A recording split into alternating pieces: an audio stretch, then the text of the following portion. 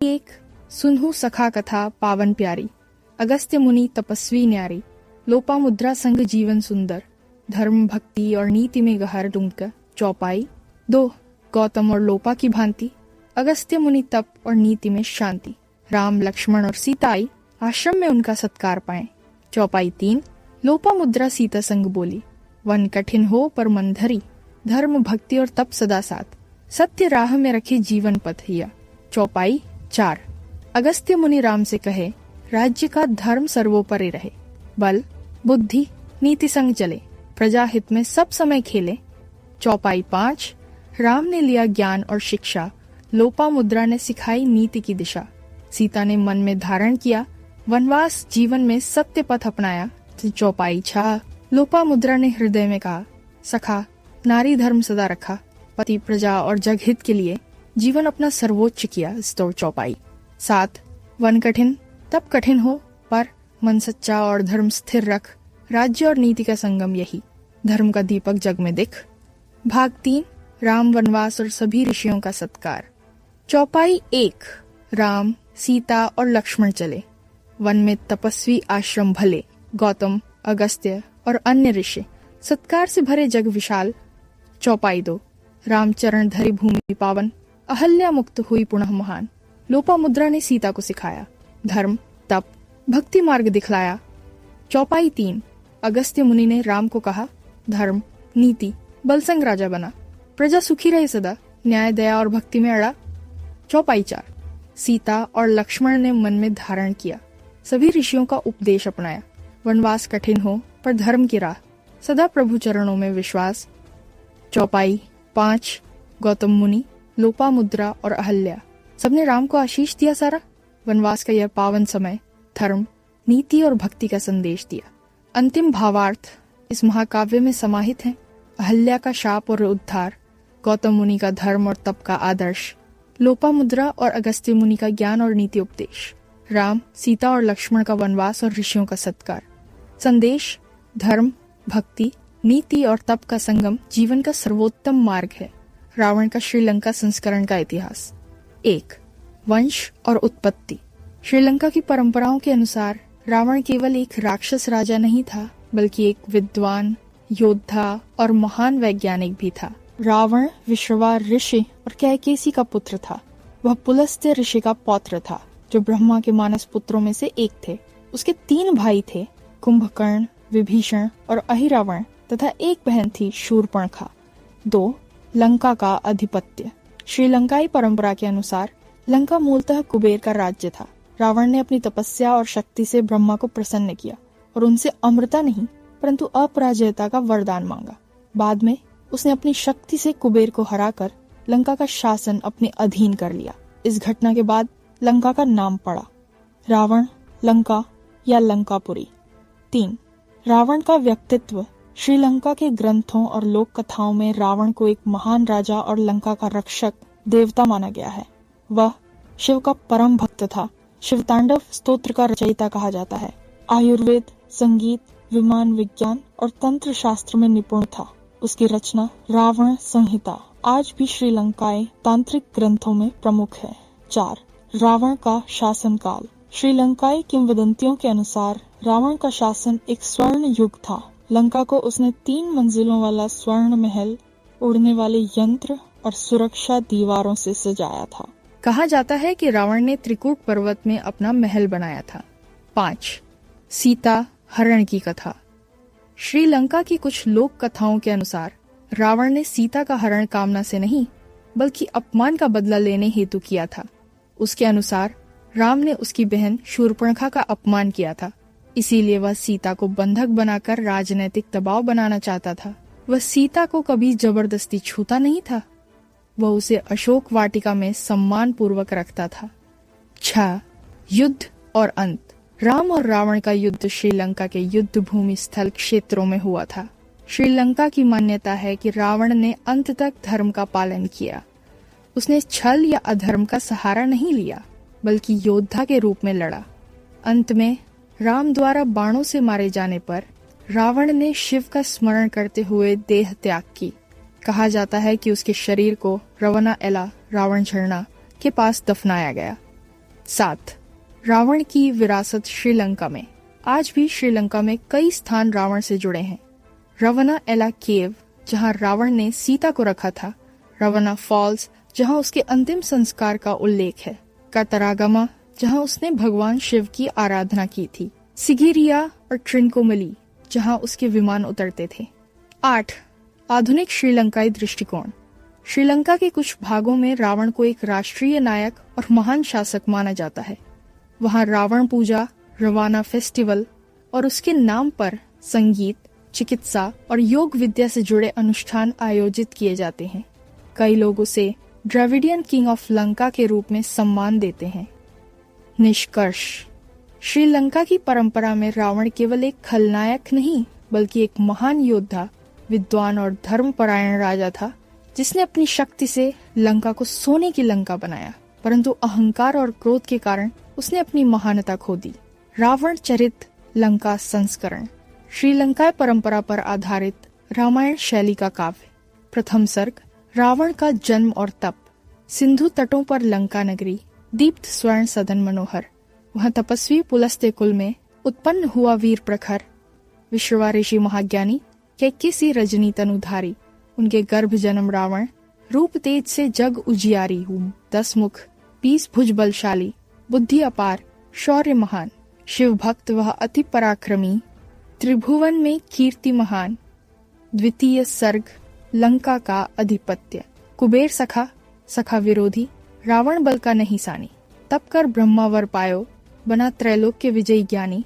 लंका स्वर्णपुरी उजियारी, त्रिकूट गिरी पर थी बसी। कुबेर तहां से हटायो, रावण बैठा राजविलसी। नाग, यक्ष, राक्षस सभी उसके शासन में सुख पाए। धर्म नीति से राज्य चलायो, स्वर्ण युग लंका में आए मनु। तृतीय सर्ग, शिव भक्ति और विद्या। शंकर के प्रिय उपासक थे, गाते हैं तांडव स्तुति सुरभि। नमः शिवाय जपते हर क्षण, तन्मनता भोले में रवि। वेद, तंत्र, औषधि, राग, यंत्र, सब विद्या कथा अधिकारी। दंत प्रसिद्धान का थलधारी। विमान में लक्ष्य वही, पुष्पक रथ उड़ायो नभ। संविधान बनायो अपना, लंका बनी जग में सुभग। चतुर्थ सर्ग, सीता हरण का रहस्य। शूर्पणखा का अपमान सुनी, रावण का हृदय हुआ क्रोधित। कहियो नारी का अपमान, क्षमा न धर्म न नीति अनोखित। सीता को हरि लंका लाया, पर न छूयो तन की रेख। अशोक वाटिका में राख्यो, दिया मान जैसे स्वर्ण लेख। सीता प्रतिथा सम्मान भाव, न लोभ न विकार प्रवाह। शत्रु से भी धर्म निभाया, यही था रावण का पथवाह। पंचम सर्ग, लंका युद्ध और अंत। राम संग्रहण भूमि विकराल, पर्वत वन सागर कराल। रथ हिले नभ में रावण के, धनुष उठे बाण भाल। कुंभकर्ण इंद्रजित सब मारे, विभीषण ने धर्म संभारे। रावण लड़ा अंत तक वीर, गिरा पर धर्म न छोड़े द्वार।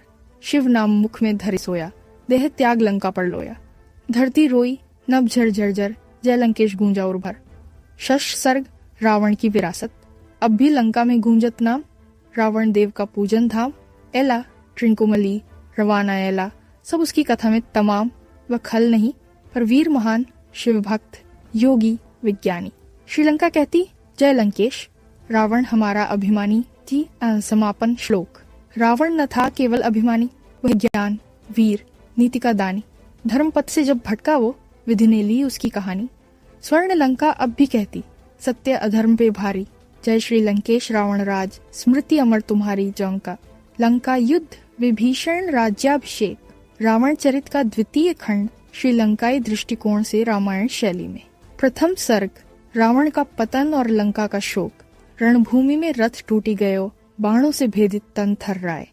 रावण गिरा रणभूमि ऊपर, नभ थमी गयो पवन रुक जाए। शिव नाम मुख में लेता वह, बोले हर हर महादेव।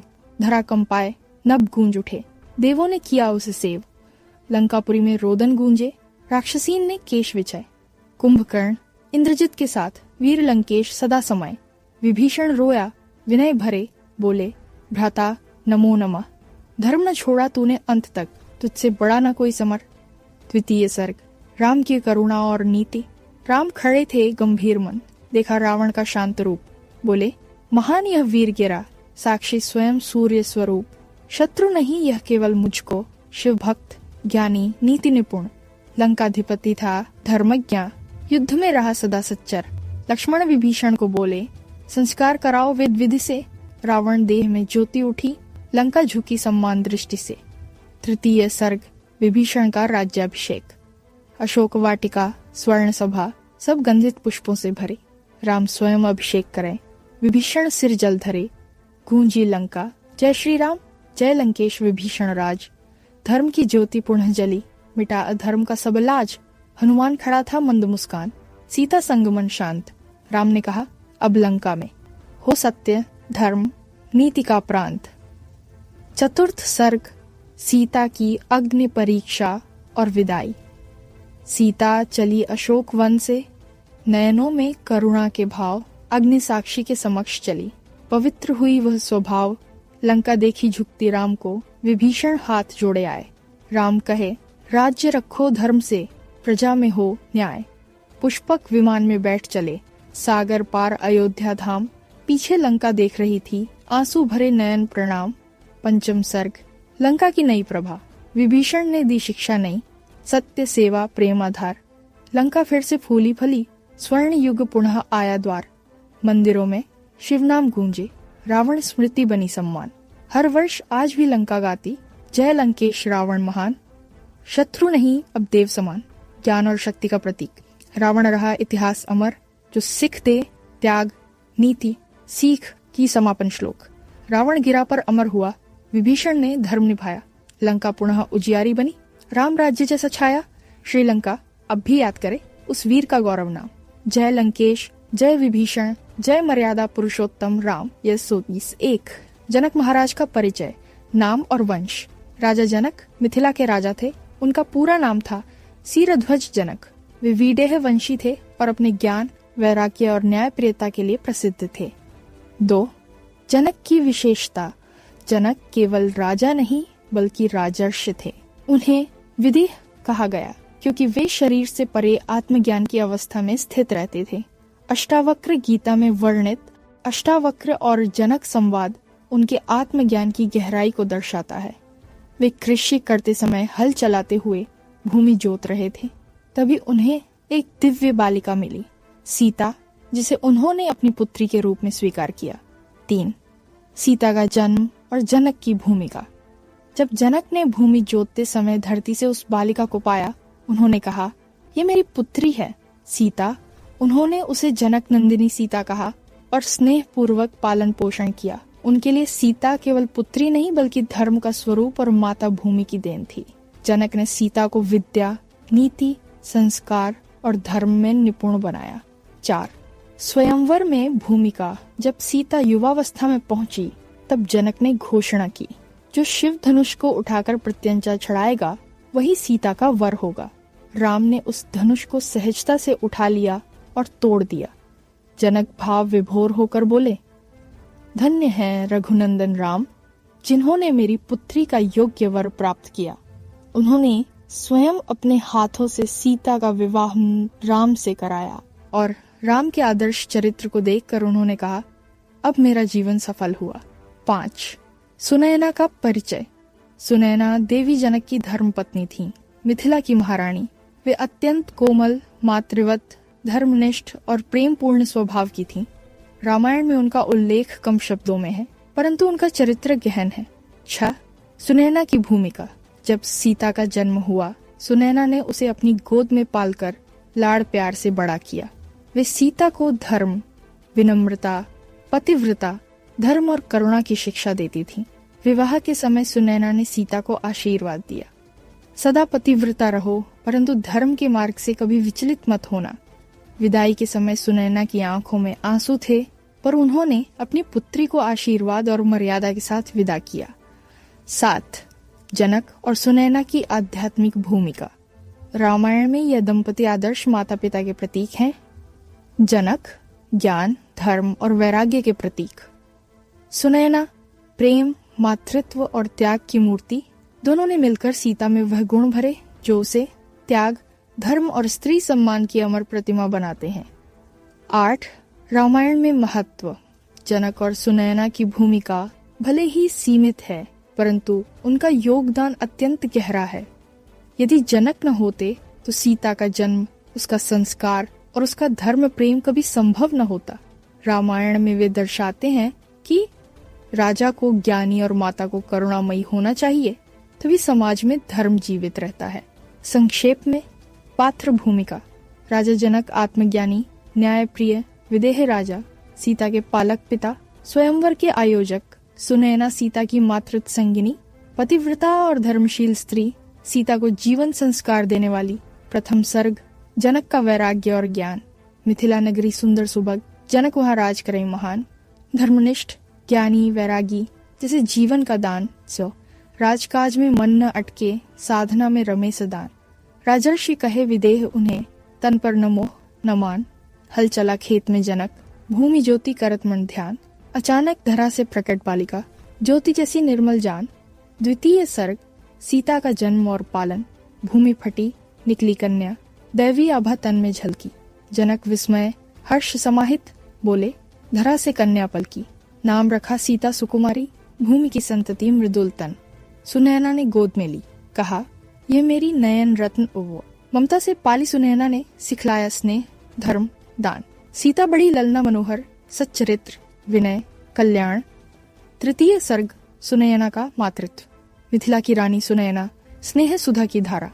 सीता में देखे देवी छवि, कोमल, पावन, प्यारा। बोली बेटी, सतपथ चुनना, सत्य धर्म सदा अपनाना, पति के संग रहो समान भाव, पर अन्याय कभू न ठानना। विदाई की घड़ी जब आई, नयन बहे जलधार। माँ बोली राम संग रहो सदा सुभग परिवार। सर्ग: स्वयंवर और जनक ने रचियो स्वयंवर, शिव धनुष था बीच सभा। बोले जो धनुष उठावे वही पाए सीता सभा। आए नरेश अनेक मही पर, धनुष न हिला सके वीर। राम उठे धनुष झुकायो, टूट्यो ध्वनि नभ में गंभीर। जनक पुलकित बोले प्रेम, धन्य रघुनंदन श्री राम। आज हुआ मिथिला पावन, सफल हुआ जीवन धाम। सुनैना ने मंगल गाया, वेदी सजे अंबर झड़ फूल। राम सीता संग विवाह भयो, बजे उठे मृदंग बीन ढोल के द्वार। पंचम सर्ग: विदाई और आशीर्वाद। सुनैना ने सीता को देखा, अश्रु भर आए नयन। कहा बेटी, घर राम तुम्हारा, जाओ शुभ मंगल गगन। सदा रहो पतिव्रता पथ पर, सत्यशील सदाचार। जग में तेरे नाम से ही नारी हो सम्मान अपार हृदय। जनक ने भी सीता से कहा बेटी, तू धर्म की ज्योति, जग में नारी का आदर्श बन, रखियो कुल की प्रीति। राम ने शीश नवाया तब, बोले गुरुपुत्र समान सिया। जनक सुनैना अश्रु भरे, देखी छवि अति दिव्यमया। षष्ठ सर्ग: जनक सुनैना का आत्मज्ञान। सीता चली अयोध्या पथ पर, मिथिला में शांति छाई। जनक मन में भाव जगा, यह लीला परमात्मा की आई। सुनैना बोली राजन, नारी के रूप में ईश प्रकटे दे, धरा की बेटी स्वयं भगवती सदा सन्नटे। दोनों लीन हुए ध्यान गगन में, जग देखा एक समान। रहे सदा इतिहास में अंकित, जनक सुनैना नाम महान। समापन श्लोक: जनक ज्ञान के सागर थे, सुनैना ममता की धार। सीता जैसी पुत्री पाई, पावन हुई धरती संसार। धर्म, प्रेम, वैराग्य, नीति, जिनसे जग में दीप जले। जय जनक, जय सुनैना, जय सीता, राम सुबल मिले। मिथिला की व्यथा, जनक सुनैना की भावक कथा। रामायण शैली में सीता की विदाई के पश्चात जनक सुनैना का विरह काव्य। प्रथम सर्ग: विदाई के पश्चात मौन महल। जनकपुरी में नाद थमा, मंगल ध्वनि अब मौन पड़ी। राम सीता संग रथ गया, नभ भी लगा निस्तब्ध खड़ी। महल में दीप बूझे, पर दीपक मन में जलते। सुनैना बैठी द्वार सखी संग, आंसू गालों पर ढलते। ये कहा सीता की हंसी कहाँ, जो हर प्रात भोर जगाती थी। उसके चरणों की रुंझुन से ये अंगना गूंज उठती थी। द्वितीय सर्ग: जनक का आत्म संवाद। जनक तृप्त बैठे ध्यान मग्न, पर मन अशांत विचलित। बोले धीरे, बेटी गई, पर हृदय रहियो स्नेहावश स्थित। सिधर्म कहे राजा वैरागी, पर पिता कहे वह प्राण मेरी। कठिन परीक्षा जग में यह, मोह की डोरी अति गंभीर। इससे रामधनु पुत्र वह पावन, कुल का मान, धर्म की छवि। परंतु बिना उसके यह मिथिला, जैसे भूली अपनी भवि उतरें। तृतीय सर्ग: सुनैना की करुणा। सुनैना रानी रुदन करें, चित्र सीता को देखत बार। माथे चूमत मुद्रित मुख, बोलत मन में प्यार अपार। बेटी, तेरे बिन न नींद आए, तेरे बिना न भान प्रभात। तू जहाँ रहे सुखी सदा, यही हमारी अंतिम बात। तेरी हंसी की झंकार बिना, आंगन सुनसान वीराना। तेरी पूजा से शोभित ग्रह, अब सूना जैसे बगाना। चतुर्थ सर्ग: मिथिला की संवेदना। वन, उपवन, सरिता, मंदिर सब मौन से भरे उदास। सीता बिन मिथिला का वैभव जैसे फूल बिना सुगंध उदास। बालिकाएं कहती धीरे हमारी अम्मा चली कहाँ। हर कोना बोले सीता नाम, हर वृक्ष पुकारे तेरा गान तिल्लो। जनकपुरी का हर दीप जले तेरे स्मरण में स्नेह भरे। जनक सुनयना ध्यान लगाए सीता नाम सदा उच्चरे। पंचम सर्ग आत्मज्ञान और संतोष। दिन बीते, ऋतु बदली, फिर विरह बना ध्यान का पथ। जनक ने देखा हृदय में ही सीता रूपा सत्य अथ। बोले वह तो धरती की संतान और धरती सर्वत्र यहाँ। सुनयना ने हंसी कहा प्रभु वही तो है ममता का जहां। दोनों ने मन में संकल्प किया हर जीव में सीता दर्शन। धर्म, प्रेम और करुणा से सज्जित मिथिला का हर जन। षष्ठ सर्ग अंत में शांति का वरदान। रात अमावस की शांत पड़ी, तारे झिलमिल नभ में छाए। जनक सुनयना बैठे संग, ध्यान समाधि में लीन हो जाए। सीता का स्वर भीतर गूंजा, माँ पिता न करो अब शोक, मैं हूँ तुम्हारे प्रेम में जीवित, यह बंधन केवल लोक। कैलाश समान शांति उतरी, मिथिला में छाई नहीं प्रभा। जनक सुनयना ने नेत्र मूंदे, ध्यान किया राम सीता प्रभा। समापन श्लोक। विदाई से जन्मा विरह, विरह से जन्मा ज्ञान। माता पिता ने प्रेम दिया, जग में किया अमरमान। सीता जहाँ वहाँ जनक माँ, प्रेम सुधा की सरिता धार। जय जनक जय सुनयना, जय सीता राम अपार क्षण। सीता की स्मृति, जनक सुनयना का अंतर, मिथिला का लोक गान। रामायण शैली में जनक सुनयना के जीवन का अंतिम अध्याय। प्रथम सर्ग समय का प्रवाह। वर्ष अनेक बीते, धीरे मिथिला फिर से बसी उठी। जनक सुनयना ध्यान मग्न, जग से दूरी रखी ये त्राम। राज्य की गाथा आई, सीता त्याग की कथा सुनी। सुनयना का हृदय कांप उठा, अश्रु बहे मौन धरागिनी। जनक ने नेत्र मुंह कहा धर्म कठिन पर सत्य वही। सीता का जीवन दिव्य था, उसकी करुणा सदा रही। द्वितीय सर्ग सुनयना का मातृवियोग। एक दिवस प्रभात समय में मंदिर में दीप जले। सुनयना बोली धीमे स्वर में, अब जीवन के दिन चले। वे बेटी की स्मृति संग्रह कर मैं भी मिटना चाहती हूँ, उसके चरणों की छाप लिए धरती में समाना चाहती हूँ। जनक ने हर्ष और वेदना से हाथ जोड़े, नयन नमाए, कहा तू तो सीता की जननी, अब स्वर्ग द्वार स्वयं खुल जाए। तृतीय सर्ग सुनयना का प्रस्थान। गंगा तट पर पूजा हुई, वेद मंत्र गूंजे चारों ओर।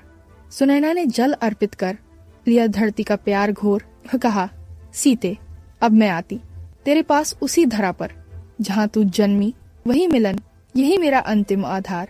अचानक नभ में ज्योति फैली, पुष्प वर्षा हुई अपार।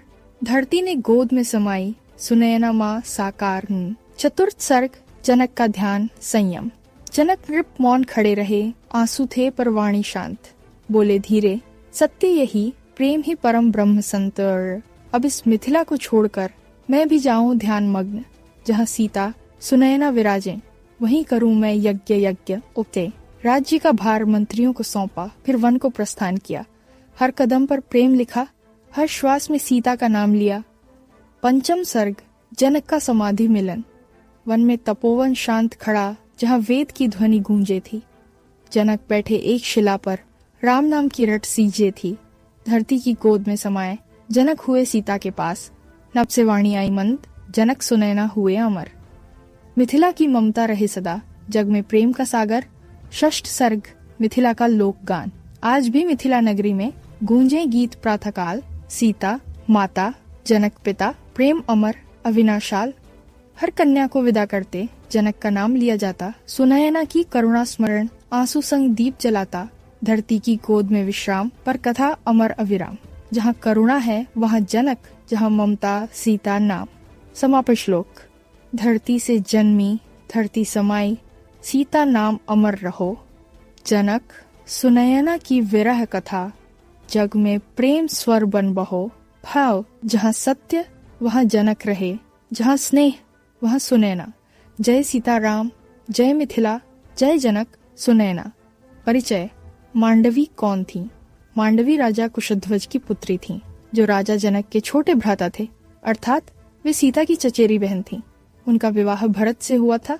चारों भाइयों के विवाह में राम का विवाह सीता से, भरत का मांडवी से, लक्ष्मण का उर्मिला से और शत्रुघ्न का श्रुतकीर्ति से हुआ था।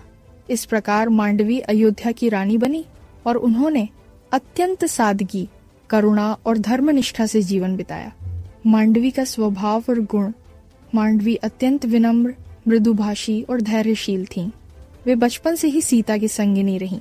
दोनों ने साथ शिक्षा पाई, साथ खेला और साथ ही विवाह हुआ। उनका स्वभाव शांत और सहनशील था। वे सीता जैसी आदर्श नारी, उर्मिला जैसी त्यागमयी और श्रुतकीर्ति जैसी सरल थीं। अयोध्या में मांडवी का जीवन। भरत और मांडवी का जीवन एकदम धर्ममय और संयमी था।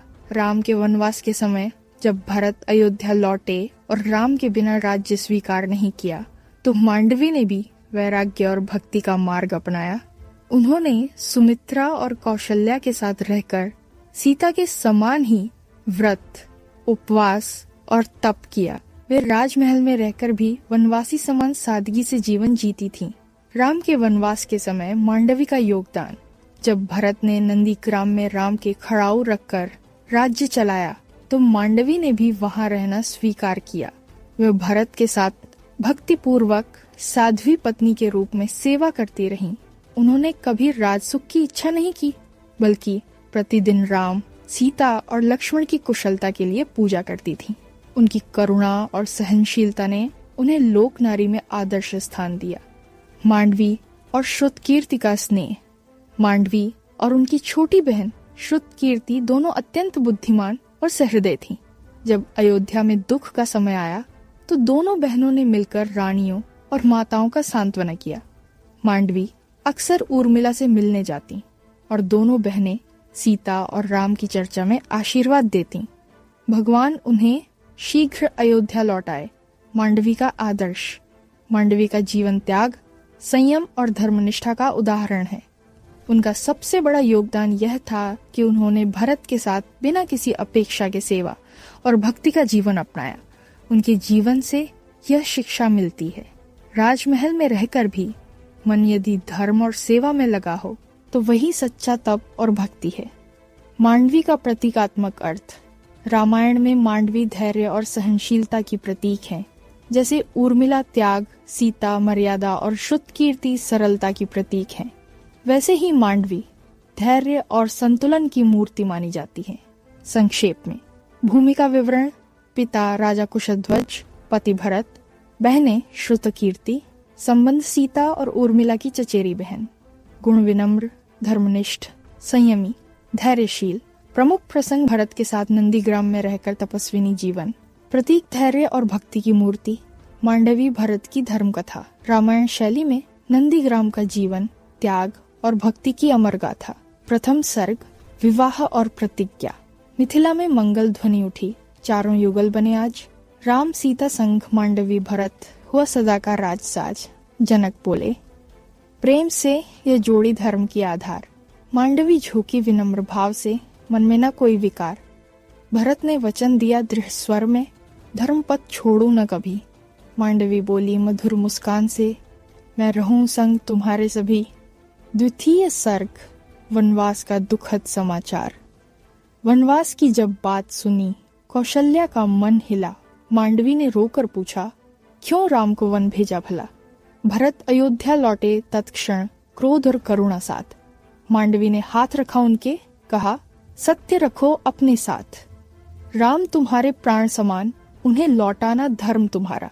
परंतु जो भी हो निर्णय, मैं रहूं संग सदा सहारा। तृतीय सर्ग, नंदीग्राम का त्याग जीवन। राम के चरण खड़ाऊ रखिए, भरत ने सिंहासन त्याग। मांडवी ने वस्त्र सरल धारे, त्याग लिया वैभव भाग। मिट्टी का कुटीर बनाया, जल से की पूजा प्रतिदिन। राम सीता का ध्यान धरे, जीवन किया तप में लीन। संध्या वंदन, हवन दान और मौन व्रत का पालन। भरत मांडवी संग रहकर करुणा बनी समर्पण। चतुर्थ सर्ग, मांडवी का मनोव्रत। रातों में दीप जलाती, बैठी करती राम स्मरण। भरत के संग नाम जपती, बन जाती जैसे साधन। एक दिन उर्मिला आई, बोली धीमे स्वर में, तू तो सीता जैसी तपस्विनी। मन की गहराई में मांडवी ने मुस्काई, फिर कहा नम्रता से बात, राम का नाम ही जीवन है, यही मेरा दिन। रात एवं पंचम सर्ग, भरत मांडवी का संवाद। भरत बोले, अश्रुनयन से मांडवी मन टूटे जाता, राम के बिना यह जीवन भी जैसे बिना सुर का गाता। एक मांडवी बोली मधुर वचन में, प्रिय, यह विरह ही धर्मपथ है। जो राम के लिए दुख सहता वही सच्चा भक्त अथ है। वह लौटेंगे वन से एक दिन, सीता संग पूर्ण प्रात। तब यह तप सफल होगा, मिटेगा हमारा रात। षष्ठ सर्ग, राम की वापसी और पुनर्मिलन। जब राम लौटे अयोध्या, नंदीग्राम में गूंज उठी ध्वनि। भरत ने खड़ाऊ चरण में रखे, झुके आंसू लिए वदनी। मांडवी ने पुष्प अर्पित कर बोली भाव विह्वल स्वर में, आज तपस्या सफल हुई प्रभु, दर्शन दीजिए अंतःकरण में। ओम ने राम ने आशीष दिया स्नेह से, तुम दोनों धर्माधार। जग में स्त्री पुरुष का यह आदर्श रहे साकार। औतिक सप्तम सर्ग, शांति और अध्यात्म। काल बीता, युग बदला, पर नाम अमर रहे सबके। भरत मांडवी की कथा सुनाते, संत और जन सबके। धैर्य और भक्ति का संगम, प्रेम में तप की छवि। मांडवी बनी भरत की शक्ति, जैसे चंद्र की शीतल रवि। ईशस वन में रहे, महल में रहे, एक ही भावना सदा। राम नाम में लीन युगल, यह है भक्तिनिष्ठ व्रता समापन श्लोक। त्याग, तप, धर्म, भक्ति का संग, यही मांडवी का मान। भरत के संग जिन्होंने जिया, वह नारी का अभिमान झिनल्लू। जहाँ विरह है वहाँ करुणा है, जहाँ धैर्य वहाँ मांडवी। राम भरत का प्रेम अमर और संगिनी मांडवी। सुमित्रा की भूमिका रामायण में। परिचय। सुमित्रा कौन थी?